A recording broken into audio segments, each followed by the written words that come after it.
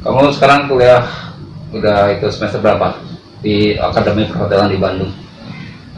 Saat ini harusnya sih sudah semester 5 ya, cuma karena masih libur, jadi kampus belum bisa memulai kegiatan belajar mengajar yang seperti sedia kala, jadi semua mahasiswanya diliburkan dulu sampai waktu yang belum bisa ditentukan sih. Karena COVID nih. Iya.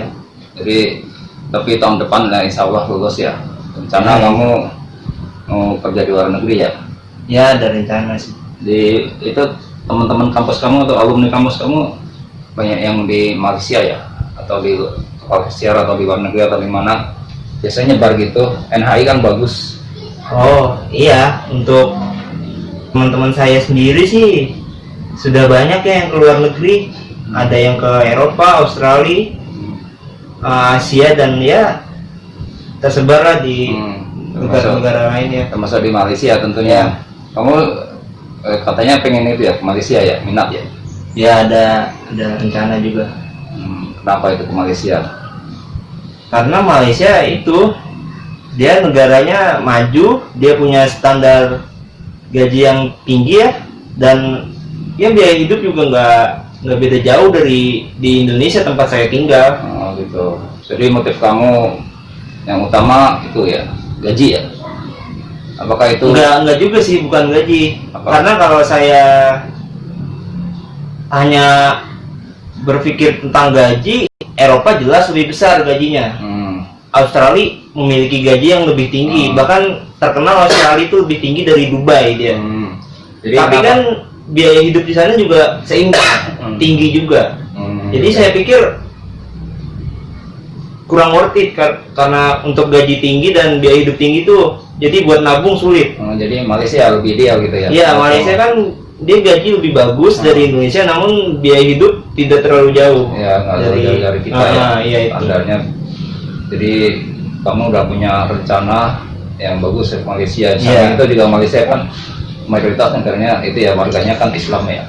Ya kan, jadi kamu kan kerja di bagian kitchen ya, ya kan, insya Allah halal ya nanti ya proses pengolahannya, karena kan sangat ketat sekali yang saya dengar tuh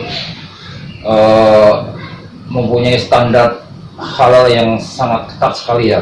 Bahkan saya dengar Malaysia itu menjadi pusat halal dunia saat ini. Bagus itu, saya pikir itu pilihan yang sangat ya bagus lah. Kita sebagai muslim harus mempertimbangkan hal itu juga. Betul. Ya kan? Betul sekali itu. Terus menurut pendapat kamu gimana tentang kondisi tenaga kerja di Indonesia, di Malaysia yang banyak sekali itu ada jutaan ya, terus banyak juga pati. Kamu tahu nggak pati? Apa itu?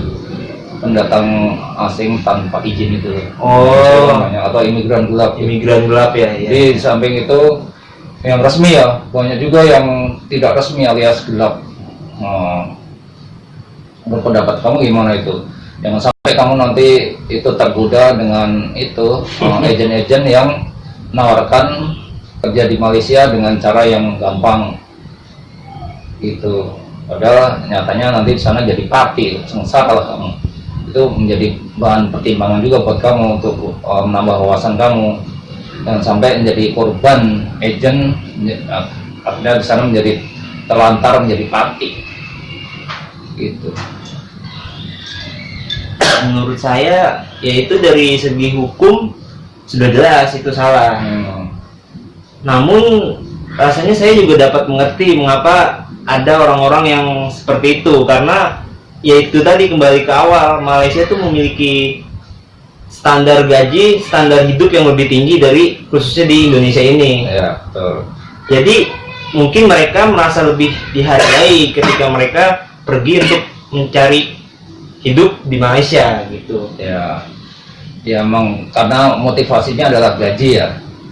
Mungkin. Jadi sebenarnya ya kalau kita sebagai orang Islam tuh motivasi bekerja utama kan harusnya ibadah dulu ya. Kalau standarnya itu ibadah dulu pada Allah, nanti kita berpikir ini caranya benar atau enggak nih, gitu. Kalau misalnya menjadi pati itu kan tidak halal, ya pasti tidak akan dilakukan. Karena pertama dari segi prosedurnya sudah salah. Kedua di sana mereka menjadi tenaga kerja gelap, tidak membayar pajak. Ya sebenarnya sangat disayangkan sekali ya.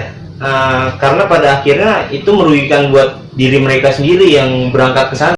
Iya jelas lah pasti. Karena mereka ilegal, mereka tidak punya izin, mereka tidak punya ya legalitas yang sah di negara tujuannya. Iya. Jadi Iya. masalah hukum tersendiri untuk mereka itu. Iya baguslah dengan ini ya kita berbicara atau berdiskusi tentang Pati ini, kamu yang punya rencana ke Malaysia menjadi lebih aware ya, lebih sadar, tentu. jangan sampai nanti menjadi korban agen-agen yang tidak bertanggung jawab di sana. Itu sangat merugikan sekali buat diri kamu, Malaysia juga rugi. Bahkan negara asal dari si orang tersebut juga pasti merasa tercemarkan oleh ulah oknum-oknum tersebut. Iyalah, Indonesia juga nggak bagus lah kalau banyak Pati sana. Itu harus segera diatasi itu masalah Pati itu yang melibatkan antara Indonesia dan Malaysia. Itu harus bersama-sama mengatasi masalah Pati itu, terutama dalam hal perekrutan. Terus juga di sana perizinan majikan yang memakai Pati itu harusnya dihukum berat, ya kan. Terus agent di sana juga yang menggunakan sebagai perantara Pati juga harus dihukum berat. Itu semuanya harus komprehensif. Kalau cuman parcel sepotong demi sepotong nggak akan selesai itu masalahnya. Itu udah menjadi lingkaran setan yang sangat sulit dibenahin. Harus semua komprehensif. Kalau cuman sepotong demi sepotong itu satu mata rantai kita putus, yang lainnya masih ada mata rantainya, nggak mungkin bisa diatasi seperti itu. Jadi saya pikir rencana kamu untuk bekerja di Malaysia itu sangat bagus sekali ya untuk masa depan kamu, karena Malaysia adalah negara yang menggunakan asas agama Islam ya. Bahkan agama Islam itu telah menjadi agama resmi negara di sana. Keren kan? Ya, saya tahu. Bagus lah itu. Kan ingin bekerja ya. Terus apalagi ke luar negeri, motifnya kan harus jelas itu. Yang harus kita garis bawahi adalah motif dasarnya adalah jelas. Pertama ibadah kepada Allah. Kedua sebenarnya ya kalau kamu motifnya itu gaji itu juga nggak salah ya. Itu manusiawi. Karena kita perlu uang juga untuk itu. Iya, tapi kamu tadi udah membandingkan dengan Eropa, terus Australia ya, standar gajinya tinggi, tapi biaya hidup juga tinggi. Artinya dalam hal ini adalah terus kamu juga melihat nanti kalau gaji tinggi, biaya hidup tinggi, kamu nggak bisa nabung buat masa depan kamu kan. Kamu tentu nggak mungkin kerja terus dan suatu saat mungkin juga pengen bisnis ya.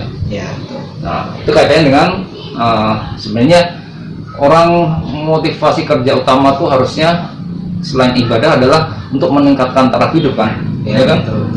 Kalau misalnya kerja tapi gaji tinggi, nggak bisa nabung, hidup pas-pasan terus, ya kan nggak bisa meningkat taraf hidupnya kan. Jadi memang harus di mindsetnya itu adalah pertama ibadah, kedua taraf hidup yang itu fokusnya. Jadi kalau misalnya kayak Pati itu mempunyai mindset yang jelas, mereka nggak akan melakukan tindakan ilegal, terus juga nggak akan tergiur ya kalau misalnya itu ada agen yang menawarin, wah sana kerja di Malaysia enak, gajinya gede. Untuk menjadi Pati itu juga nggak mudah, biayanya juga besar tuh agen-agen itu. Tapi mereka karena tertipu itu para agen. Tahu nggak kamu kenapa para Pati itu mudah tertipu oleh agen atau majikan di sana? Karena ada kasus juga Pati kerja di sana itu, yang saya dengar dari netizen Malaysia, ada juga kasus tidak dibayar tapi mereka terpaksa harus kerja di sana karena tersandra. Kalau misalnya mereka protes nanti akan dilaporin polisi sebagai Pati, akhirnya nanti tangkap polisi, penjara gitu. Jadi dilematis. Makanya saya bilang kalau udah menjadi Pati itu udah terjerat lingkaran setan yang sangat amat berat untuk lepas. Jadi dalam hidup ini menurut saya ya, kita harus bisa memilah ya antara itu bisikan dalam diri kita yang menyangkut kaitannya dengan hawa nafsu duniawi ini, ya kan.